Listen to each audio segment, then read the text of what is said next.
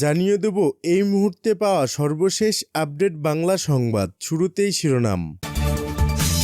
সারা দেশে নিষিদ্ধ ছাত্রলীগ নেতাকর্মীদের তালিকা করা হচ্ছে, থাকছে বিস্তারিত প্রতিবেদন। আওয়ামী লীগ নির্বাচনে অংশ নিতে চায় কিনা তাদেরই সিদ্ধান্ত নিতে হবে, ডক্টর ইউনূস। শেখ হাসিনা দেশকে ধ্বংস করতে উঠে পড়ে লেগেছেন, হাফিজ উদ্দিন। এবং কাউকে ছাড় দেয়া হবে না, স্বরাষ্ট্র উপদেষ্টা। শুনছিলেন সংবাদ শিরোনাম, এবার বিস্তারিত। সারা দেশে নিষিদ্ধ ছাত্রলীগ নেতাকর্মীদের তালিকা হচ্ছে। সারা দেশে তালিকা করা হচ্ছে নিষিদ্ধ ঘোষিত ছাত্র সংগঠন ছাত্রলীগের নেতাকর্মীদের। থানায় থানায় নির্দেশনাও পৌঁছে গেছে। মূলত 5টি বিষয়ে খোঁজ নিতে বলা হয়েছে নির্দেশনায়। তবে পুলিশ বলছে হয়রানি বা মামলার জন্য নয়, নিষিদ্ধ সংগঠনের কার্যক্রম ও গতিবিধি নজরদারিতে রাখতেই তালিকা হচ্ছে। শুধু ছাত্রলীগ নয়, নিষিদ্ধ সব সংগঠনের নেতাকর্মীদের বিষয়ে খোঁজ নিচ্ছে পুলিশ। পুলিশের সূত্র বলছে, নিষিদ্ধ ঘোষিত ছাত্রলীগের নেতাকর্মীরা দেশের আইনশৃঙ্খলা পরিস্থিতির অবনতি ঘটানোর অপচেষ্টা চালাতে পারেন। এজন্য তারা সংগঠিত হওয়ার চেষ্টা করছেন। সেই আশঙ্কা থেকে তাদের গতিবিধি অনুসরণ করতে পুলিশ সদর দপ্তর থেকে জেলা পুলিশ সুপারদের নির্দেশ দেওয়া হয়েছে। সব থানা থেকে তাদের তালিকা সংগ্রহ করে সদর দপ্তরে পাঠাতে বলা হয়েছে। পুলিশ সদর দপ্তর বলছে, ছাত্রলীগ নিষিদ্ধ ঘোষিত সংগঠন। আইন অনুযায়ী এদের সব কার্যক্রম শাস্তিযোগ্য অপরাধ। 5 আগস্টে শেখ হাসিনার দেশ ছেড়ে পালানো এবং নিষিদ্ধের পর ছাত্রলীগের নেতাকর্মীরা আত্মগোপনে আছেন। আত্মগোপনে থাকা ছাত্রলীগের নেতাকর্মীরা সংগঠিত হয়ে দেশে অস্থিতিশীল পরিস্থিতি তৈরির চেষ্টা করছে বলে গোয়েন্দা তথ্য রয়েছে। থানায় থানায় পাঠানো চিঠিতে ছাত্রলীগের নেতার পূর্ণ নাম ও পরিচয়, জাতীয় পরিচয়পত্র নম্বর, পাসপোর্ট নম্বর, রাজনৈতিক পরিচয় ও সংগঠনে অবস্থান, অতীত ও বর্তমান কার্যক্রমের বিবরণ, জিডি বা মামলা থাকলে তার তথ্য জরুরি ভিত্তিতে দিতে বলা হয়েছে। পুলিশের ঊর্ধ্বতন কর্মকর্তারা বলছেন, যে কোনো নিষিদ্ধ সংগঠনের জন্য এটি প্রযোজ্য। গত বছরের 5 আগস্ট আওয়ামী লীগ সরকারের পতনের পর ছাত্রলীগের নেতাকর্মীরা আত্মগোপনে রয়েছেন। কয়েকজন গ্রেপ্তার হয়েছেন। গত বছরের 23 অক্টোবর বাংলাদেশ ছাত্রলীগকে নিষিদ্ধ ঘোষণা করে অন্তর্বর্তী সরকার। ছাত্রলীগের নেতাকর্মীদের তালিকা তৈরিতে পুলিশ সদর দপ্তর নির্দেশনা দেওয়ার পর জেলা পুলিশ সুপারের কার্যালয় থেকে থানায় থানায় চিঠি দেওয়া হয়েছে। ফ্যাক্স ও ইমেলে পাঠানো এমন একটি চিঠিতে দেখা গেছে, থানা পর্যায়ে ছাত্রলীগের নেতাদের 5 ধরনের তথ্য সংগ্রহ করতে থানার ভারপ্রাপ্ত কর্মকর্তাকে নির্দেশ দেওয়া হয়েছে।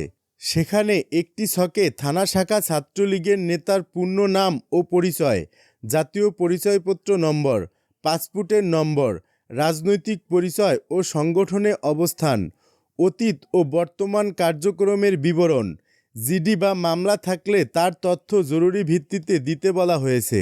নাম প্রকাশে অনিচ্ছুক চট্টগ্রাম রেঞ্জের একজন পুলিশ সুপার বলেন, নির্দেশনা অনুযায়ী ছাত্রলীগ নেতাদের সম্পর্কে তথ্য সংগ্রহ করা হচ্ছে। তবে এটি কোনো দমনপীড়নের অংশ নয়, বরং নিরাপত্তার স্বার্থে করা হচ্ছে। অপরাধ বিশ্লেষকদের মতে, ছাত্রলীগ নিষিদ্ধের পর সংগঠনটির পুনর্গঠন বা বিকল্প শক্তি তৈরির সম্ভাবনা পর্যবেক্ষণ করছে পুলিশ। তাই দেশের রাজনৈতিক পরিস্থিতি অস্থিতিশীল হওয়ার আশঙ্কায় আগেভাগেই ছাত্রলীগ নেতাদের গতিবিধি নজরদারিতে রাখা হয়েছে। জানতে চাইলে পুলিশের সাবেক মহাপরিদর্শক মোহাম্মদ নুরুল হুদা আজকের পত্রিকাকে বলেন, রাষ্ট্রের জন্য কেউ হুমকিস্বরূপ হলে পুলিশ তালিকা করবে, ব্যবস্থা নেবে, এটা খুব স্বাভাবিক। শুধু কোনো দলের জন্য নয়, যে কোনো নিষিদ্ধ সংগঠনের জন্যই এটা প্রযোজ্য। সূত্র আজকের পত্রিকা। আওয়ামী লীগ নির্বাচনে অংশ নিতে চায় কিনা তাদেরই সিদ্ধান্ত নিতে হবে, ডক্টর ইউনূস। বাংলাদেশের অন্তর্বর্তীকালীন সরকারের প্রধান উপদেষ্টা ডক্টর মোহাম্মদ ইউনূস বলেছেন, আওয়ামী লীগ নির্বাচনে অংশ নেবে কিনা তা দলটির নিজস্ব সিদ্ধান্ত। তিনি বলেন, আমি তাদের হয়ে সিদ্ধান্ত নিতে পারি না, এটি তাদেরই নির্ধারণ করতে হবে। বিবিসিকে দেয়া এক সাক্ষাৎকারে ডক্টর ইউনূস বলেন, নির্বাচনে কারা অংশ নেবে তা নির্বাচন কমিশনই ঠিক করবে। আমরা একটি অবাধ ও সুষ্ঠু নির্বাচন আয়োজনের প্রস্তুতি নিচ্ছি। সাবেক প্রধানমন্ত্রী শেখ হাসিনা ২০২৪ সালের ছাত্র জনতার গণ অভ্যুত্থানে ক্ষমতা হারানোর পর ভারতে পালিয়ে গেছেন। বাংলাদেশের আদালত তার বিরুদ্ধে মানবতা বিরোধী অপরাধের অভিযোগে গ্রেপ্তারি পরোয়ানা জারি করেছে। তবে তিনি এবং তার দল নির্বাচনে অংশ নেবেন কিনা তা এখনও অনিশ্চিত। ডক্টর ইউনূস বলেন, শান্তি ও শৃঙ্খলা আমাদের প্রধান অগ্রাধিকার, এরপর অর্থনীতি, কারণ দেশের অর্থনীতি বর্তমানে বিধ্বস্ত। এটি যেন ১৬ বছর ধরে ধ্বংসাত্মক ঝড়ের মধ্যে ছিল, আর আমরা এখন তার ধ্বংসাবশেষ কুড়িয়ে নতুন করে গড়ার চেষ্টা করছি। এ সময় ডক্টর ইউনূস জানিয়েছেন, ২০২৫ সালের ডিসেম্বর থেকে ২০২৬ সালের মার্চের মধ্যে জাতীয় নির্বাচন অনুষ্ঠিত হতে পারে। যদি প্রয়োজনীয় সংস্কার দ্রুত করা যায় তবে ডিসেম্বরেই নির্বাচন হতে পারে। তবে বড় ধরনের সংস্কার হলে আরও কয়েক মাস সময় লাগতে পারে, তিনি বলেন। শেখ হাসিনা দেশকে ধ্বংস করতে উঠে পড়ে লেগেছেন, হাফিজ উদ্দিন। বিএনপির স্থায়ী কমিটির সদস্য মেজর হাফিজ উদ্দিন আহমেদ বীর বিক্রম বলেছেন, শেখ হাসিনা ও তার পরিবার দেশের টাকা বিদেশে পাচার করেছে, দেশের সব প্রতিষ্ঠান ধ্বংস করে দিয়ে গেছে। হাসিনা ছিলেন আমাদের কষ্টের মূল কারণ, এখনও তিনি বাংলাদেশকে ধ্বংস করতে উঠে পড়ে লেগেছেন। রাজধানীর কাকরাইলে ডিপ্লোমা ইঞ্জিনিয়ার্স ইনস্টিটিউশনে, ঢাকায় ভোলা জেলার লালমোহন উপজেলা জাতীয়বাদী ফোরামের ইফতার মাহফিলে প্রধান অতিথির বক্তব্যে তিনি এসব কথা বলেন। ফোরামে সভাপতি হাজী রহমানের সভাপতিত্বে ও সাধারণ সম্পাদক নাহিদুল ইসলাম শান্তর সঞ্চালনায় নেতারা বক্তব্য রাখেন। হাজী বলেন, শেখ হাসিনা সবসময় ভারতের তাবেদারি করেছেন, আমাদের কোনো বাক স্বাধীনতা ছিল না। বিগত দিনে লুটপাট ও অর্থ পাচার হয়েছে ব্যাপক হারে। দেখলাম একজন ইউপি চেয়ারম্যান ১৫,০০০ কোটি টাকার মালিক, আরেকজন সাবেক মন্ত্রী লন্ডন শহরে ৩৬০টি বাড়ি রয়েছে। হাজী আরও বলেন, শেখ হাসিনার আমলে সবচেয়ে বেশি নির্যাতন ভোগ করতে হয়েছে বিএনপির নেতাকর্মীদের। মিথ্যা মামলায় অনেককে দিনের পর দিন পালিয়ে বেড়াতে হয়েছে। তিনি তরুণদেরকে দেশের প্রতি দায়বদ্ধ থাকার আহ্বান জানান। কাউকে ছাড় দেয়া হবে না, স্বরাষ্ট্র উপদেষ্টা।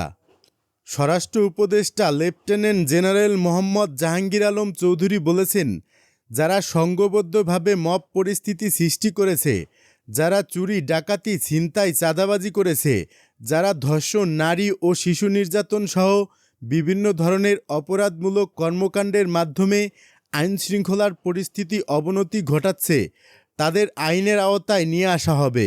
বিচার প্রক্রিয়ার মাধ্যমে কঠোর শাস্তি নিশ্চিত করা হবে।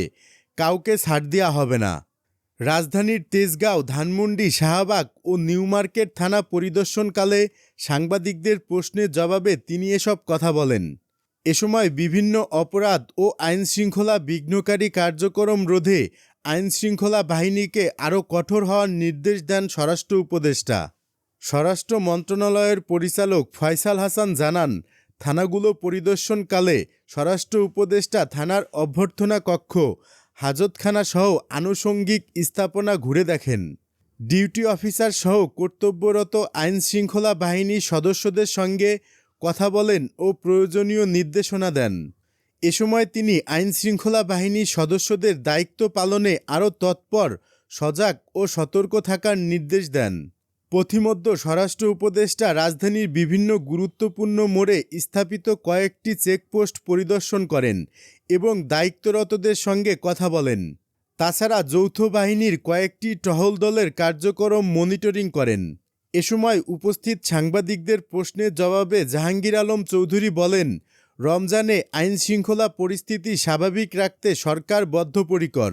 এ লক্ষ্যে রাজধানীর গুরুত্বপূর্ণ পয়েন্টে প্রায় শতাধিক তল্লাশি চৌকি বসানো হয়েছে ও অপরাধপ্রবণ এলাকায় টহল সংখ্যা বাড়ানো হয়েছে। এসব চেকপোস্ট এবং টহল দলের রাত্রিকালীন কার্যক্রম মনিটরিং করার জন্য স্বরাষ্ট্র মন্ত্রণালয়ের বিভিন্ন পর্যায়ের কর্মকর্তাদের নিয়মিত দায়িত্ব দেওয়া হয়েছে।